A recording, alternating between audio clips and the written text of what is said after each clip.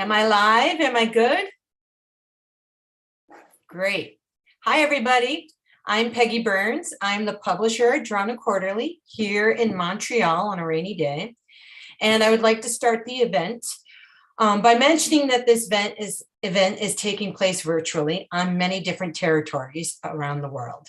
I'm located on the unceded territory of the Kanien'kehá:ka, on land which has been a gathering place for many Indigenous nations. I would also like to thank our participating independent bookstores for supporting our D&Q Live series this spring, including Skylight Books in Los Angeles, Floating World Comics in Portland, and Library Drawn Quarterly in Montreal, and the Beguiling Book Center in Toronto. I love saying those bookstores because they are literally the best bookstores in the entire world. If you order the Peanutbutter Sisters and other American stories from these stores, you'll get a signed book plate. We are incredibly honored to have Rumi Hara here today, the cartoonist of the Peanutbutter Sisters. Rumi was born in Kyoto, Japan, and that is actually where she is zooming from.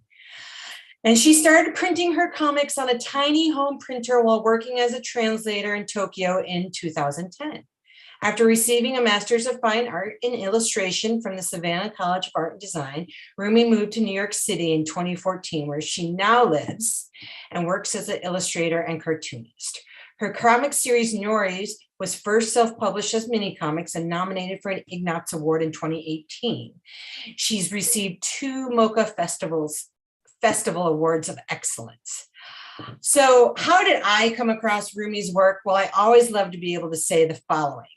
When I can say we came across this author's work via our submissions email, which is literally submissions@drawnaquarterly.com, which is the case here. So thank you, Rumi, for sending us that email, because we check this email every single day and we read every single email that comes through here. And we will read the comic if it interests us. So everyone watching, please don't be shy. Send us your comics to submissions@drawnaquarterly.com, because perhaps one day you can be like Rumi and we will have published your comic. When Rumi sent us the submission for Nori, the first book we published by Rumi, I instantly fell in love with her fantastical drawing of a little girl's adventure in suburban Japan with her grandmother. And we signed the book and published it. And, you know, often you say, oh, this book can't be categorized, but Nori really can't be categorized. I love the book so much. I've read it so many times. I still don't really know if it's for kids, for adults, but I'm so in love with how charming it is. And I loved watching Nori and the rabbits and everything about it. Maybe like 2 years ago in 2020, after Nori came out and it was the pandemic, Rumi sent me a submission with the Peanutbutter Sisters and other American stories. And she's like, I'm always kind of laughing when a cartoonist, you know, casually emails you and they're like, oh, would you want to publish this? And they send you like this fully formed, you know, PDF, and you're just kind of blown away. And you're like, oh, let me close QuickBooks and the accounting, and let's go dive into this awesome submission that Rumi just sent us. And it was like 7 stories. Just like what I love about the Peanutbutter Sisters and other American stories is that Rumi's cartooning chops are on full display. And it's just amazing, Rumi's control of the comics language. In Peanutbutter Sisters, we do see the same magical realism elements from Nori, but we also see science fiction and we also see slice of life. And Rumi is commenting on climate change, pollution, and all the while she's weaving the observed with the real. And I mean, there's also like, I'm not going to say too much because I'm guessing Rina's going to ask about the orgies. So I won't say too much there, but you know, it's always fun to like break up your afternoon and get a story about, you know, orgies. So that's interesting. As I mentioned, in conversation today with Rumi Hara is Rina Ayuyang, author of the acclaimed graphic novel Blame This on the Boogie, also published by Drawn Quarterly. And Rumi and Rina share a similar fluidity, if I can say, and a magical capturing of movement across the page, which sounds, movement in comics is not easy. Dancing in comics is not easy. Flowing across the page is not easy.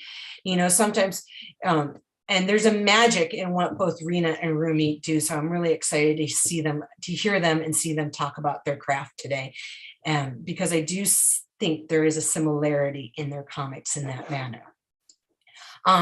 Rina was born and raised in Pittsburgh, and she was always inspired by the Sunday newspaper funnies and slice of life tales. Her short stories have been nominated for the Ignatz and Eisner Awards, and she's also been honored with a MoCA Arts Festival Awards of Excellence silver medal. So I have to say, MoCA, you have really good taste. Thank you very much. You make it easier for us. Rina's comics have appeared in Mother Magazine, another really wonderful outlet for literary comics, and the Comics Journal. Rina lives in Oakland with her husband and son, and she's hard at work on her next book for Drona Quarterly, The Man in the Macintosh Suit, due out in 2023, which she just sent me a in progress PDF this week, which I'm delighted to read this weekend. So thank you everyone around the world for being here and joining these wonderful cartoonists, Rumi and Rina, and please enjoy the show. And please feel free to send any questions through the chat or the Q&A function. I know I feel like we're 2 years into the pandemic and I still send my questions through the chat and not through the Q&A function. So either one, I'll say that right now. And thank you very much. And here is Rumi Hara and Rina Ayuyang. Thank you.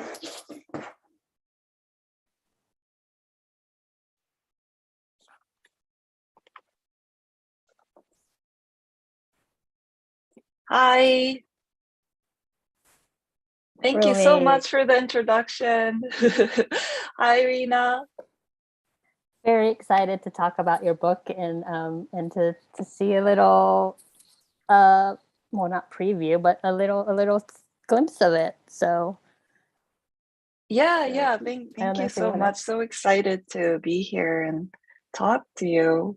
Yeah, we're just gonna go into it. Like we're just gonna talk, have a conversation, and just like if for people are here, people are here. But again, as like Rumi's gonna put up the slideshow, but again, if you have any questions, just type them into the Q&A, and we will moderate and try to get those questions out to you, to Rumi.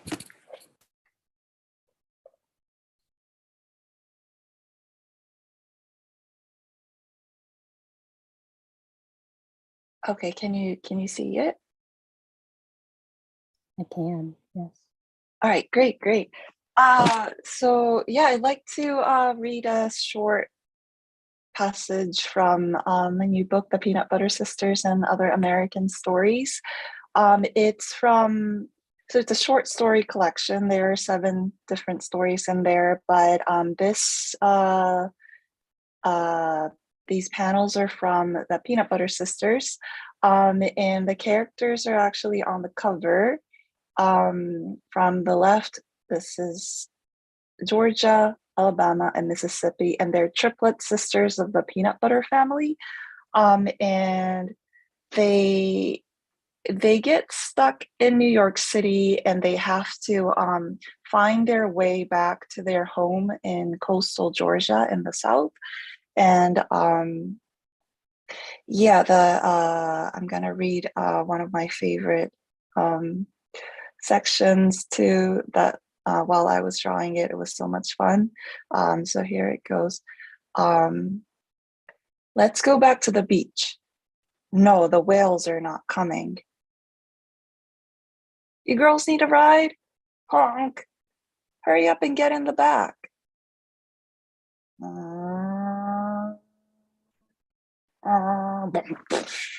Oops, sorry. Terrible road. Good thing I bubble wrapped all my artwork.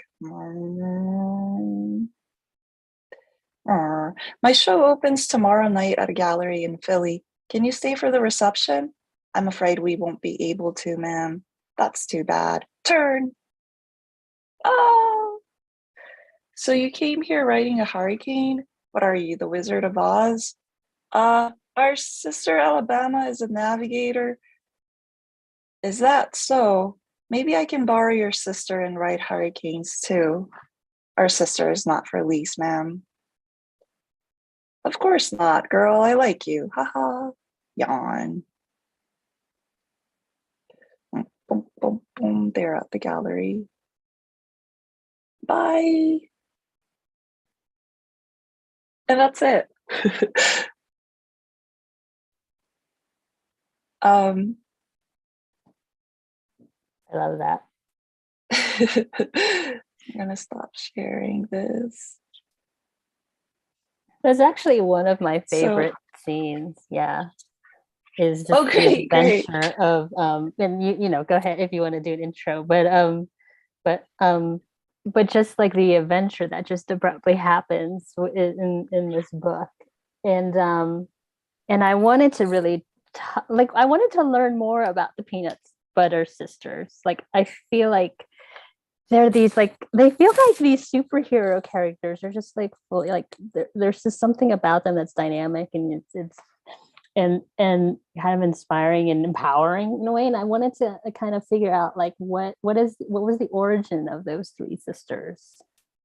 Yeah, so they actually the idea of them are kind of old. I think back in 2009 or 10, I was still living in Tokyo, working as a translator, and someone invited me to go to this printmaking workshop, and the instructor asked us to bring like an idea or a sketch to make prints with. And I don't have it here with me today, but the drawings of these triplet nude figures was what I came up with. And I was like, this is so much fun to draw. I want to draw more of them. So I made more prints. I did etching. I made a one-page comic. And then in 2019, I had a chance to go to Short Run Seattle, the comic festival. And and that was kind of the first deadline. So I was like, oh my God, I have to actually make this into a comic, because I told them that I'm gonna debut the short story there. So yeah, I finally pieced all the fragments together and figured out who they are. Do you feel like, you know, because when you created them, like I guess that was, what did you say, 10 years ago, or is it like do you feel like you have a full knowledge about them since that time, and like, you know, what they personify, and how the sisters are their own, like, you know, there's three of them and they have their own unique personality, like do you have some sort of backstory already, like, you know, kind of like, you know, Jaime Hernandez and his characters? Like I feel like he just knows every single thing about them and where they're going. And I was just curious how you delve into characters, especially the Peanutbutter sisters. Yeah, they keep evolving still, I feel like. There's still some things that I don't know yet. Yeah, just discoveries. Even after making that story. But they're kind of three in one sometimes, and sometimes they're totally different and they complement each other. So Georgia is like a very organized, responsible one. And when they travel on hurricane, she's the one who's like, oh, did we pack this, did we pack that, come on. And she's carrying a backpack and like a big basket, and she's like so responsible. And Bammy, the second one, Alabama, she never really, she doesn't say much, but she's kind of the secret quiet leader. Because she's the one flying the sisters, and she's the one secretly kind of leading everyone to safety sometimes, and she makes friends easily. Yeah, she's a great listener. Yeah, I think. Yeah, totally. And Mississippi, the oldest one, she's more like, she's like a energy person. I just think it's cool, like, to have these characters and you place them into, they're kind of like, like mythic characters, and you place them into these real life situations and how they react to real life things around them. And so I like how you kind of have them in this sort of adventure, like screwball comedy. And it's like, I mean, what they go through is like, okay, you know what, it's from a real life situation, like, where this is going, but it totally goes a different way. And like the whole thing about riding a whale, it's like, what? Like, so there's things that just come out. And I just wonder where this comes from. Like, where does it come out? Is it just like how do you come up with these ideas that are like fantastical and placing them into real life situations?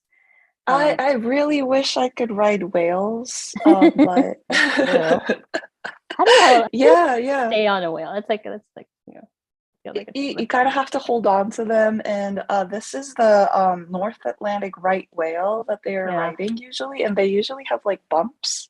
I don't know how there must be like a scientific word for it, but they're kind of bumpy. What I wanted to know though was what happened to them. Like, I was like, I was kind of bummed that it's like they were waiting for the whale. Do we know?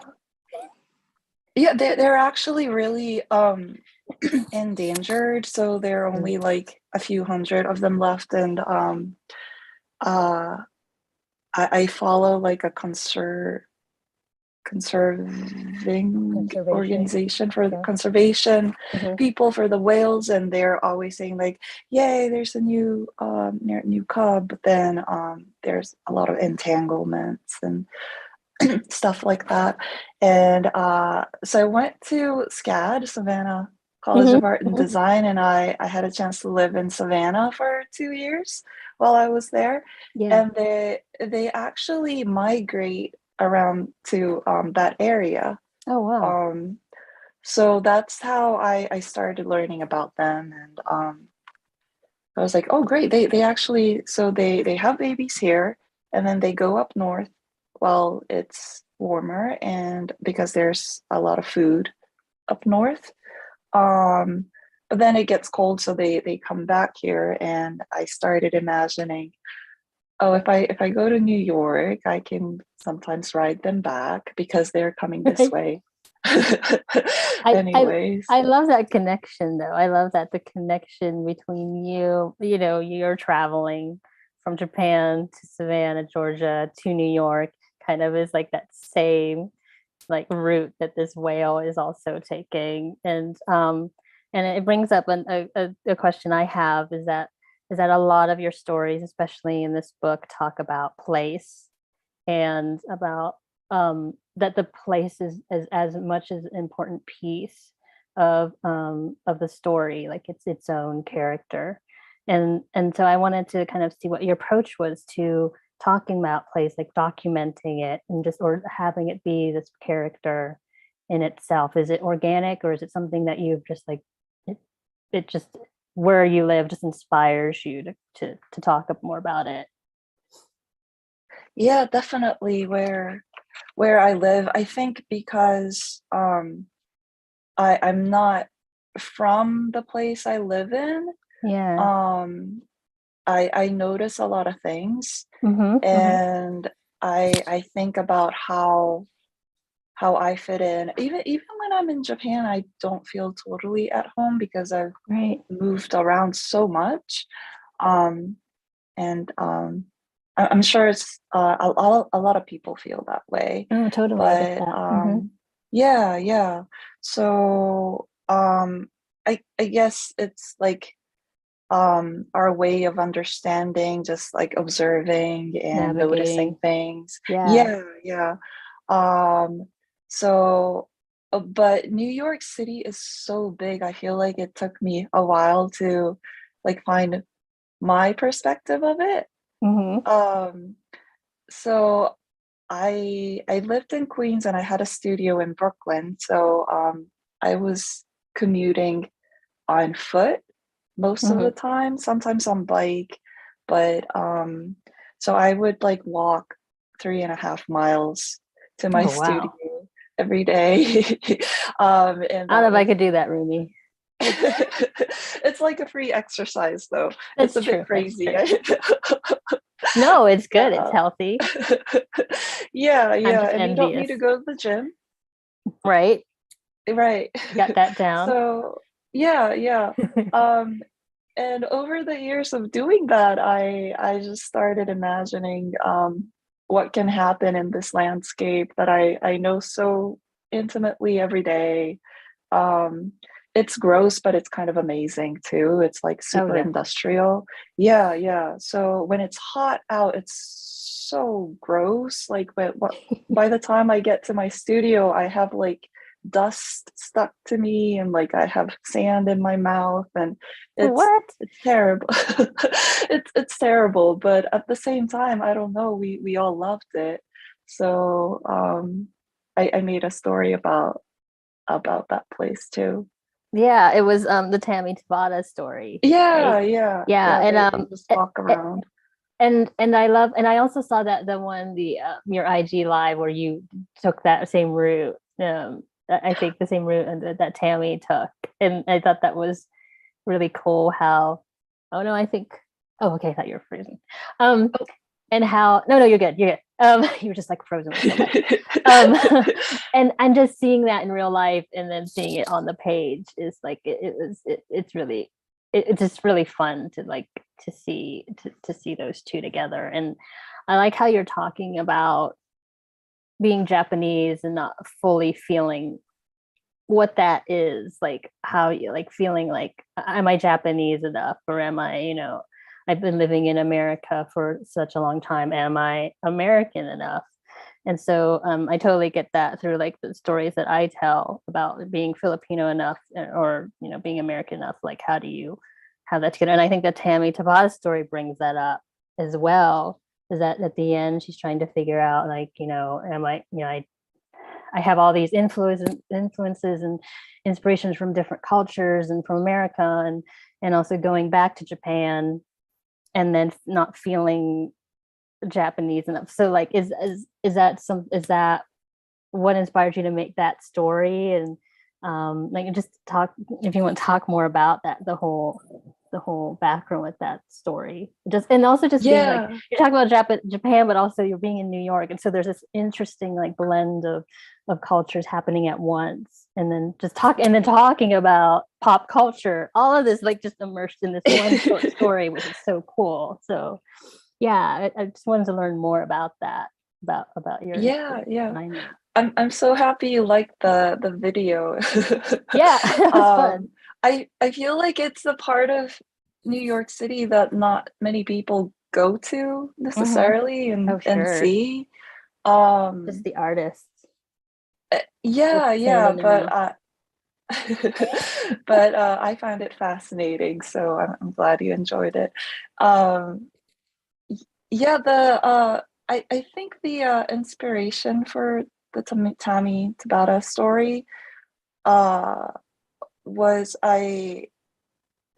when you live in New York City, I feel like people come and go. So you get to know someone, and then they're like, "Oh, I have to move because of work or what." Like it's too hard to live in New York City, or whatever. Um, and I had a friend who I used to walk around with a lot. So I was thinking, but that he moved away, so I was thinking, oh, I want to make a story where like it's just two friends walking around. And it started that way. But I wanted to give Tammy a little bit of my memory too, how I used to live in Atlanta as a kid. So yeah, I grew up partly in America as well, so I feel like I'm kind of American, but in my own way. Right. Definitely. Right. In like a little bit different way, but it's kind of like your storytelling, like I'm this way and that way, and there's a little bit of everything. Yeah, I can see that. Yeah, the way you tell and like you live in a place, and you become that. You observe that culture, and you become that person. Right. And that just because you're not from there, it doesn't mean that you're it doesn't affect you or it doesn't change you. So I like through like a college kids situation, like a random situation where they just meet without, you know, making appointments or anything. They just bump into each other. Yeah, and then just decide to like walk around. It kind of happens organically. I love that when it happens with friends, you know, like you're just walking, going somewhere, and then suddenly you meet your friend on the street, and it happens that you kind of hang out with them a little bit. It is like a magical moment. Yeah, totally. Yeah. So I want the story to be kind of magical that way. I also wanted them to talk about where they come from, and also fun stuff like Ghibli movies and right and stuff. yeah, like things like you know that they have in common, and things you know kind of just kind of unites them, and you're thinking that they're from different worlds and they're united, you know, based on you know art and also in their interests, and so like worlds colliding in a way. Yeah. And it all happens organically. I feel like that's the best moment. Yeah. I feel you, Rumi. I feel you. You're in Japan right now, and so like the whole thing about getting back, like you're in New York and how it's like transitory, like people come in and out, and then you're like you're just talking about how you feel like you have your certain way in New York. Like going back to Japan, do you feel like okay, I have to be a certain way in a certain like does it feel different in how you react to things or people around you? I'm just curious. In Japan, you mean? Yeah, or just like, you know, from being in New York and there's a way, and then, you know, I mean, I know the cultural and stuff, but like, do you feel that? Like, is that something like, oh God, I can actually feel myself like being a different person? I'm just curious about. I'm having so many culture shocks. Yeah. I've only been here not even 2 weeks, I think. But yeah, for the first few days especially, I was like, oh, I can't remember how to live in this country anymore. Just random things. I think like everyone's wearing a mask even outside. So I thought it was the law or something, so I started wearing a mask when I'm outside and there's no one around, but there's like a police officer there. Little details like that in everyday life, it really affects me, I feel like. That's cool. It's cool. And I totally feel you because and how like it takes a long time to kind of make a place your own. I know that coming from the East Coast to California, it took me like 10 years to really like, oh, this is it. Like I know how to navigate. I know California now. Like, you know, now I've been here longer than I've been in the East Coast. So it's a totally different culture there too, isn't it? I mean, but it's good. It's good. I'm very, very happy to be in California at the moment. But it took me a while, and so I totally get that, and I totally really got that from the Tammy story, and how you were talking about how your life kind of inspired that story. And I'm trying to look at all the different stories in the book and trying to be like, was that Rumi like sneaking through? And so there was this story, and Peggy just brought it up in her intro, and it's Vertigo.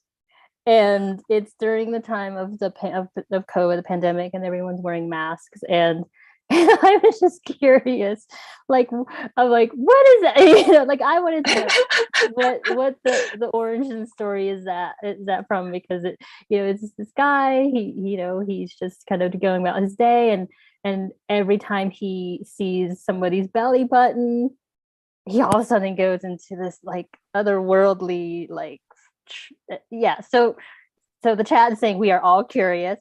So so tell us more about, I mean, I could go into it, you could tell the story. I want to give spoilers, but yeah, it was just like I was like like I was just like, could you talk more about I'm so happy Peggy let me include it. I was a little nervous about the story. So in the story, Brian, the character, he starts having this vertigo, and yeah, inside the vertigo, I wish like I had this type of vertigo. Yeah, dreamland. He has like crazy liberating sex, and everyone's so in adoration, sexually active. Body. Yeah, they're all naked and everything. But it's all during his vertigo. So you don't want to have a vertigo, but no, if that's like great dream is happening during the vertigo, you kind of want it to happen. So I guess the story is about that. Feeling where you can't. Sometimes my head spins when I'm tired. I'm not sure the exact. I haven't had yet. I've had a lot of people who have gone through vertigo, like a lot more these days. Oh wow, yeah. Maybe it's just just grown, you know, with age. There's more people around me are just having ailments, stress too, and it seems like just like this horrible thing that you just have to ride out. And so for that type of vertigo that Brian has, just felt like probably one of the best types of vertigo you could have. At the end, he, like, you know, he's trying to like fix this thing, this ailment, this sickness, and then at the end he's like, on second thought, like, it's like it's gonna go away, like, you know, it's like, and then he kind of, so like just that whole thing of like of something that you like, you know, it's painful, it's like it's like this horrible experience, but at the same time it's like I don't want to lose that. It's like it's just this weird, it's like a superpower, and you don't want to do anything with it in case, like, you know, it goes away if you do something. It's like one of those things, like you don't know what you have till it's gone type of thing. It's like, oh, I had that. so I know. And then you're mad at yourself forever. But yeah, so I couldn't decide what I would want if it was me. Like if you wanted vertigo or a superhero power. If I had a vertigo, I don't know. Yeah. I don't know if I want it to stop or continue. So it's kind of how long does the vertigo happen? Good question. I don't think it's that long. But sometimes it happens. Well, you can't really control it. So sometimes it happens when you know it's really inconvenient for you, or it can be dangerous. So, it's a serious thing. Vertigo. But yeah. So I guess I also wanted to like ask people what they would do if that happened to them, because I really can't decide. I can't either. I mean, I would be like, I think if that happened to me, look at someone's belly button, I would be freaking out for sure.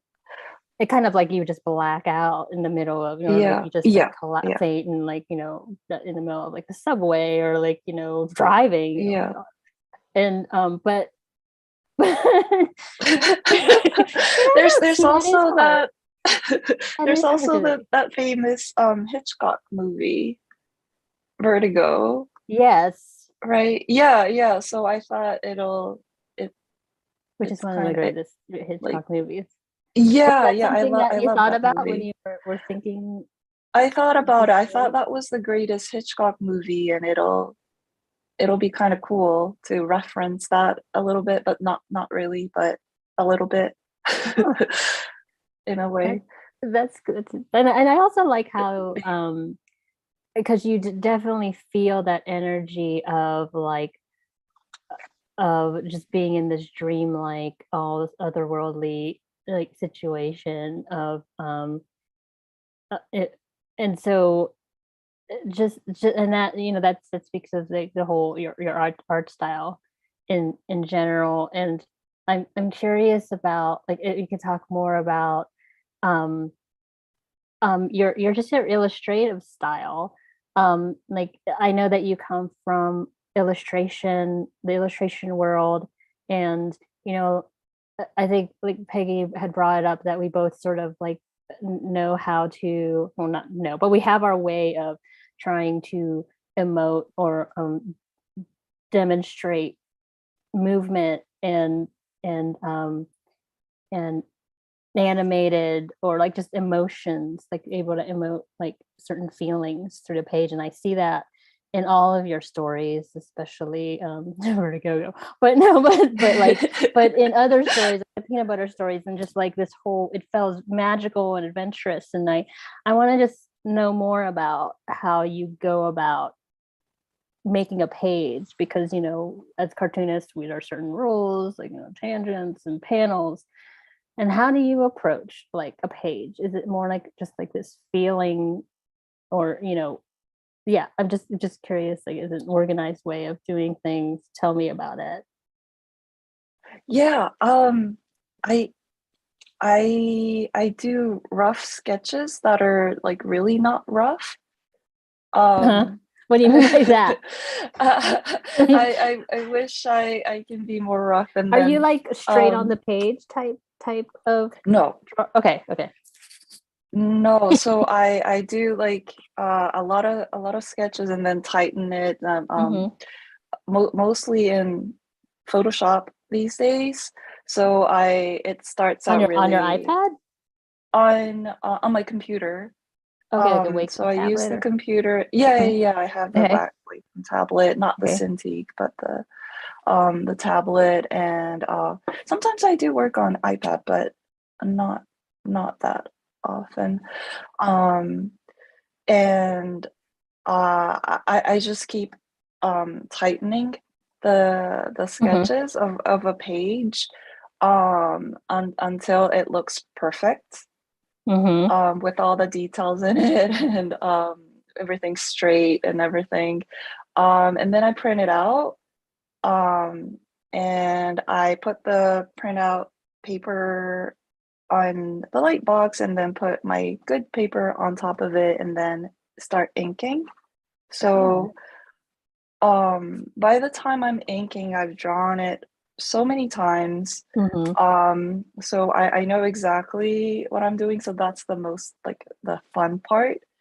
Like a muscle I don't really, memory. Mm-hmm. yeah, yeah, I don't really have to think about it. I'm just enjoying inking with brush, and I'm just thinking about where to put like black and do some patterns and all that. Um, so it takes time. I feel like I'm on the slower side. I ink like 2 pages a day. That's Um, pretty good though. oh, For really? especially your Yeah. process of like, are you talking about the overall process? I mean, that process seems like that. Yeah, it's pretty quick to do 2 pages a day. And Oh, but the sketches, it takes more time too. oh, okay, okay. Once the sketches are But finished, still, it two takes pages a like, day yeah, though of inking. yeah. just yeah, that's I think that's a lot of work. But like how big are you inking on? Like how big are your pages? We're Um, getting into the tool talk, but yeah, yeah, yeah. we'll Most of get the back time to it's like, the book. yeah, yeah. Most of the time it's like letter size or A4. Mm-hmm, mm-hmm. I use this paper that comes from England. I think they make it in India khadi paper. Mm-hmm. Um, Is it toothy? Is it thick? Like, or is it smooth? it's pretty textured. Oh, nice. Love So them. I like it a lot. It takes ink really well, and most of the textures um in my drawings, it's like paper Yeah, texture. yeah, yeah. Yeah. I totally Um, could see that. And And with the like because I was looking, so it's mostly brush that you're working with, and are you doing text with brush too? And like an 8x11, that's hard to do text with brush. I'm not a good brush person. The text is digital. I made like a font based on my brush. That's a great lettering. Font. Yeah. So yeah, everything is all the text is added afterwards.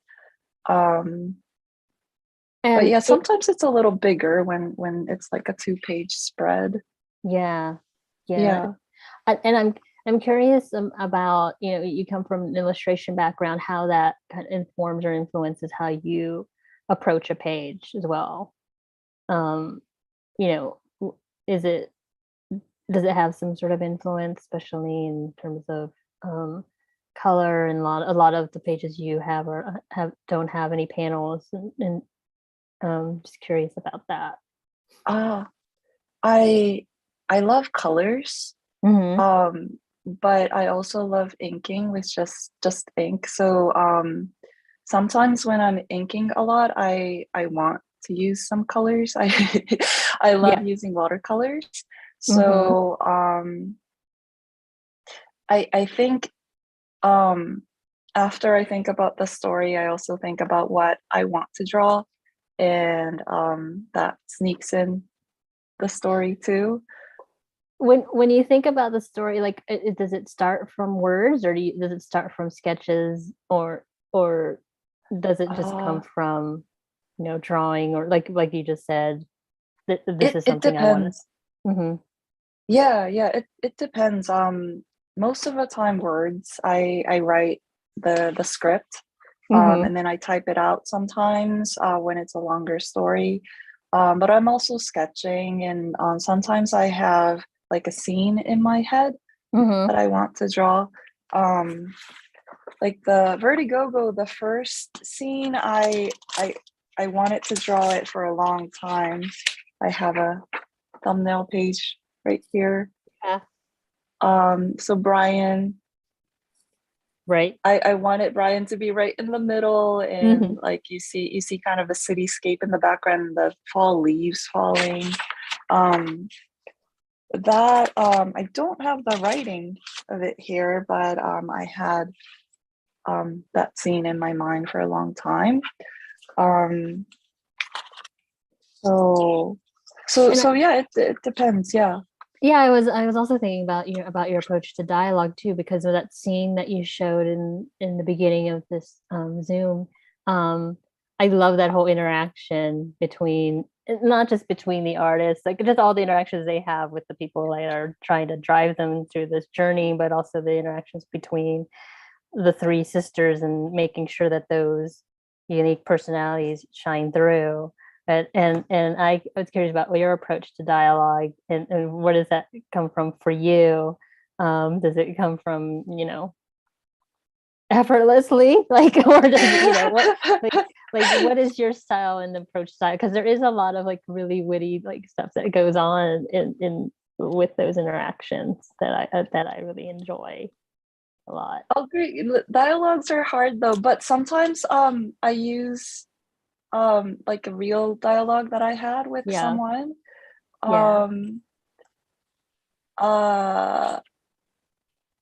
But most of the time I think I'm just thinking, and I'm just playing out the scene in my head. I let the characters do their thing, and they're kind of, and I'm just watching, or like the director of it all.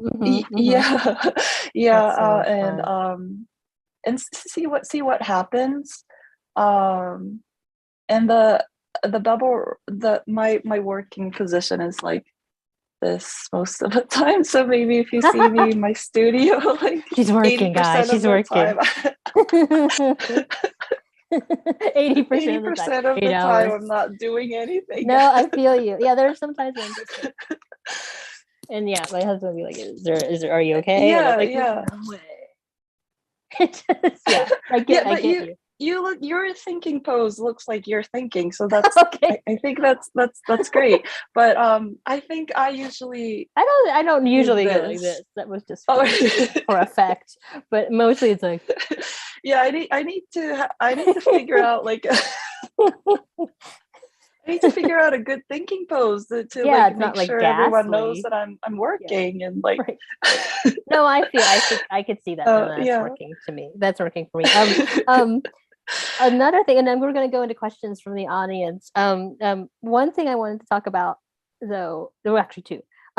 One was like the living things story. To me, and we're talking about the illustrative world and everything. To me, that whole scene of the intergalactic race of living things from different like places, and this one woman's reporting it.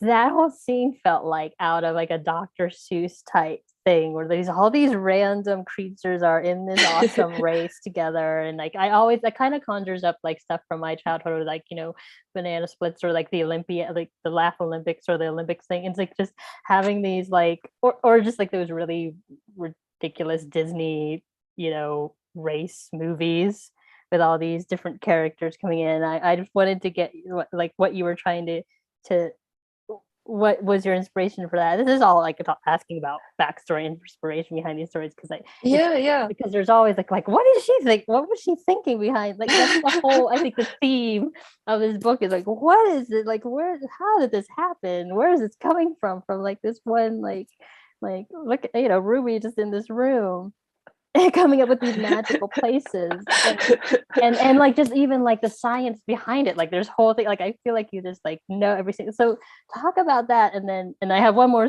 question about just the comics in general, and then we're going to go into the chat people. Yeah, so I went to Joshua Tree National Park. I think it was in 2019. Right.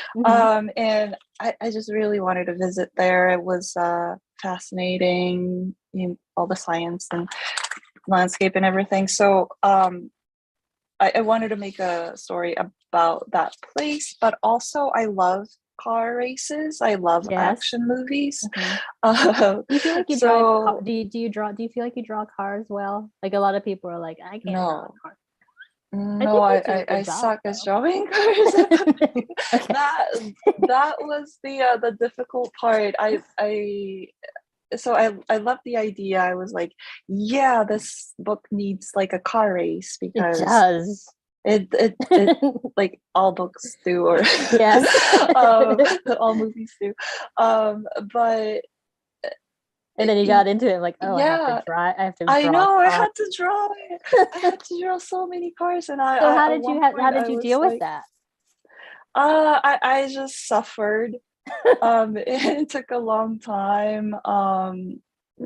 But yeah, I was like, what did I do to myself? But it was also fun. I researched all the different vehicles and imaginary ones. And I also love Terry Gross. Listening to Terry Gross on NPR is one of my favorite things to do. Talk about like a Vertigo, right? Talk about Vertigo go. Yeah. So all the things that I like, I feel like I was able to put into that story. Yeah.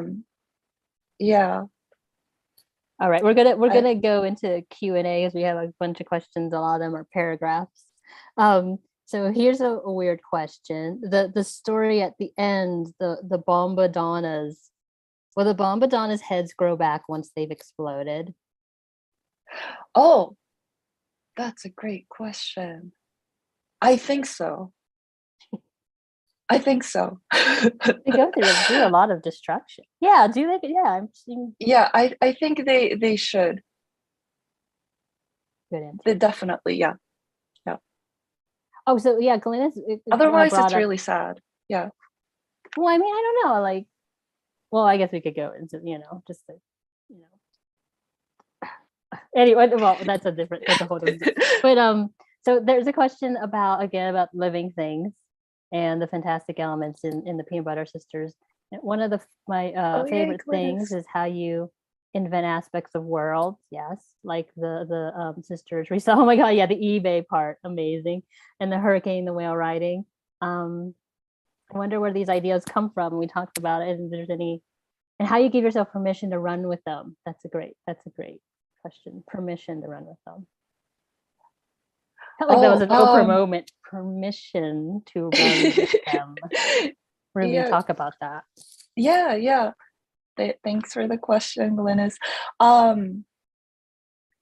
I think I just do. So comics, I don't really have to show it to anybody.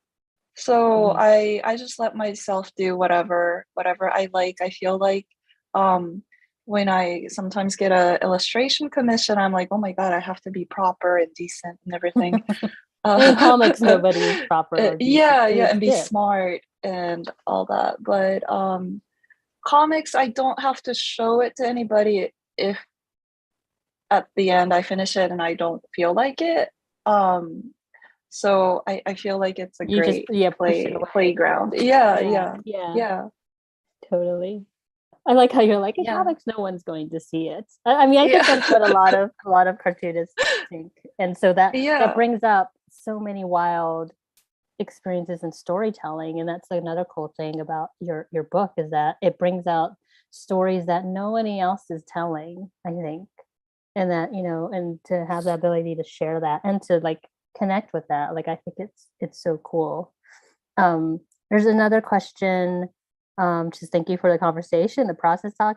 Sounds like both you and your were letterers. You say use a font, but is the font probably from your lettering? Do you add them after pages in the project are inked, or do they add as each page or series of pages are inked? And does color follow after lettering or done prior? I love this tool talk. How do you approach your lettering, Rumi? Yeah, well, it's all the regular text is all digital, and I add it afterwards. After all the colors are done, after everything is done, and I clean up the page, and then I add it. Sometimes I edit it. Yeah, I feel like I want to make another font. I just used like a software to make a font, but I feel like it can be better if I learn more about it. I can't remember. It was free online or something like that. Something like that, maybe. How is your experience with fonts? Because a lot of cartoonists who are like kind of hesitant in using fonts because it's like kind of stiff and like kind of takes away from how words and image kind of play together, and just the whole spacing issues, and like how do you like, do you have any tips on like fonts for like creators, especially like me, because I feel like I do my own lettering, but my lettering can be like crazy. You letter everything by hand? Yeah, but yeah. Which that's Peggy's awesome. probably gonna say something about it. But but yeah, talk more about fonts, because a lot of cartoonists are scared of fonts. Right. I think I wish I can hand letter everything, but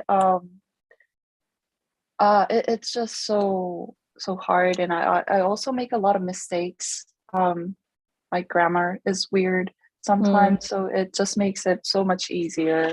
Yeah. If I have the font. But yeah, like I said, I just use this free software, so I feel like it lacks like the variations and all that. I think if you create it yourself, put more time into it, you can have like 3 or 5 different letters for each letter, and then make it so that so it'll look more organic. But so yeah, it's kind of like a work in progress right now. Because I couldn't even see that it was a font, because I asked you that question where I was like, how are you using brush and 8x11? to letter. And so Yeah. knowing that that's a font is like, it's pretty amazing. So people who are hesitant, try the font, Yeah. especially the Yeah. free font Try software. the font. Yeah. I heard that it's not free anymore, and you have to pay for it, but I imagine it's not that expensive. So yeah. Okay, we have one more question. So you talked about place, and so Mia was wondering how the art world in Japan versus the U.S. differ, and how that affects your art. Ah, I think um, hmm, I think especially the art education is different. I feel like in the US you learn a lot of methods and theories, which is really Craft. helpful. And in Japan, I I didn't really go to art school in Japan, but I took some art classes, and I felt like it's kind of more intuitive the way Yeah. the instructors teach. So like advice you get is like this line should be like flowing better, or like it's not like, oh, your composition or like perspective is a little off, or like you need to learn color theories. It's more spontaneous or intuitive, which is not is necessarily helpful. I think when you're starting out, I felt like it was helpful to learn all the basics first. So that's one difference I noticed. Um, but yeah, Cool. And we have one more question. Oh, this is a Nori question. That's awesome. Ooh. So when a story is rooted in personal elements in life, how do you infuse the fiction into it? Nori does a wonderful job with this, and I'm curious if there's any challenges when trying to distill the truth of Nori's relationship with her grandmother. Or was the relationship constructed from fiction, bits and pieces from yours or others?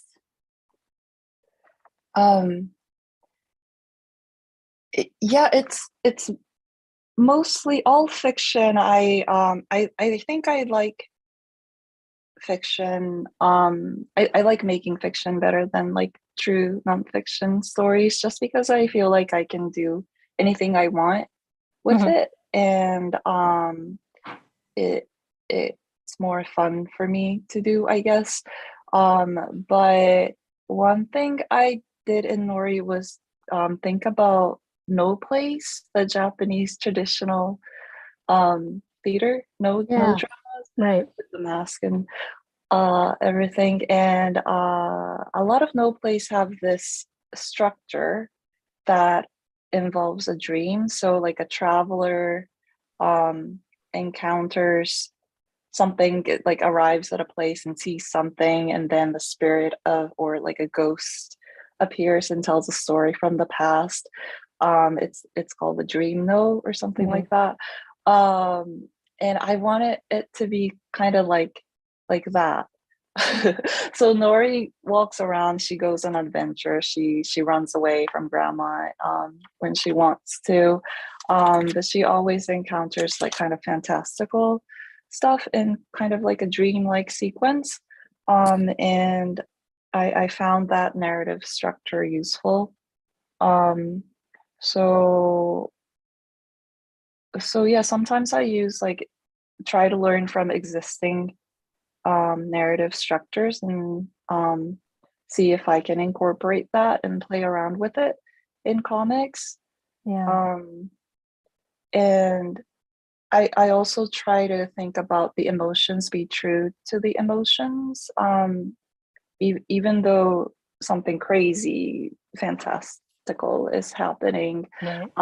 I always want like the feeling to be there, because I guess that's the nonfiction part, all the feelings. Yeah. Well, I see that a lot, especially with the Peanutbutter Sisters book, which is out now. I want to thank you, Rumi, for having this just amazing conversation and just kind of piqued your brain about this crazy, fantastical book. So, thank you, Rumi. Thank you so Rumi. much, Rina. Thank you, Peggy. And thank you, Rina. And I ask everyone to check out the Peanutbutter Sisters and blame this on the boogie. And to remember all independent bookshops and all independent comic shops, and to go to bookshop.org if you don't have one near you. And if you do want to reach out to our participating independent bookstores that support the Drawn and Quarterly Live series, and thank you to the comment from Toronto from Amy Noseworthy, thanking us for the D&Q Live series, because it really made our day here in the office. And so the supporting bookstores are Skylight Books in Los Angeles, Floating World Comics in Portland, and Librairie Drawn and Quarterly in Montreal, and The Beguiling Books and Art in Toronto. And you really can't go wrong with bookshop.org if you aren't lucky to have one of those amazing shops in your town. It's a pretty high bar, those 4 shops set. So we can't be too hard on the other stores. And thank you, Rina, and thank you, Rumi. You guys were lovely, and I really, really enjoyed this conversation. And really, thank you to everyone in the audience. The questions were so sincere and so in depth. Better than my questions. Yeah, they really felt it. Really was a generous and rewarding Zoom. So thank you, everybody, and talk to you guys soon. Thanks. Oh, see you back in a year for Rina's Zoom. Oh, yeah, Rumi. Thank you. Bye, guys.